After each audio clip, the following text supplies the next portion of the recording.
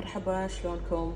بسوي معاكم صينية البطاط اللي هو المش بوتيتو مع صدور الدياي.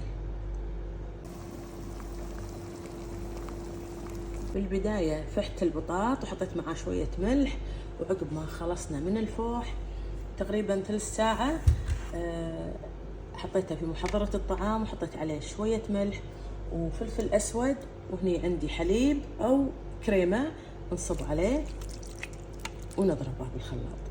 هذا البطاط بعد ما ضربته في محضرة الطعام. أن طبختنا فيها الكريمة لازم نحط زبدة.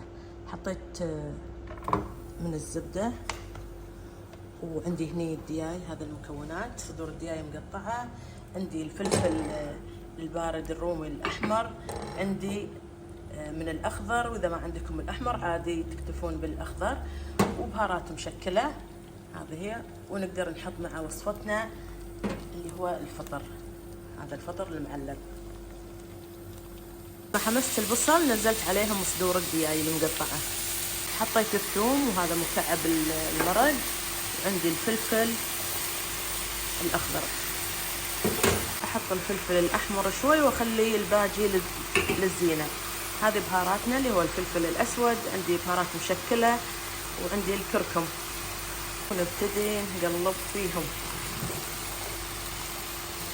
راح أنزل الفطر، إذا عندكم فريش حطوا. نبتدي نقلب. تقدرون مع هالوصفة هذه تحطون الذرة اللي يحبون الذرة. حمستهم، صبيت عليهم نص قلاص ماي عشان أتأكد من الدياي يكون استوى، ونتركهم على نار هادية. الحين حمسة الدياي جاهزة. بالبايركس هني حطيت البطاط المهروس، راح أحط شوية بقدونس رشة كذي، تبونها مع الحمسة، تبونها مع البطاط على راحتكم. وناخذ الطبقة هذه مالت الدياي وننزلها على البطاط المهروس. بعد الطبقة هذه راح نصب الكريمة. طبقة الكريمة نحط جبنة الموزاريلا. بعد ما حطيت جبنة الموزاريلا، الحين نحط شوي من رشة البقدونس الناشف وندخلها الفرن. هذا شكلها النهائي بعد ما طلعتها من الفرن.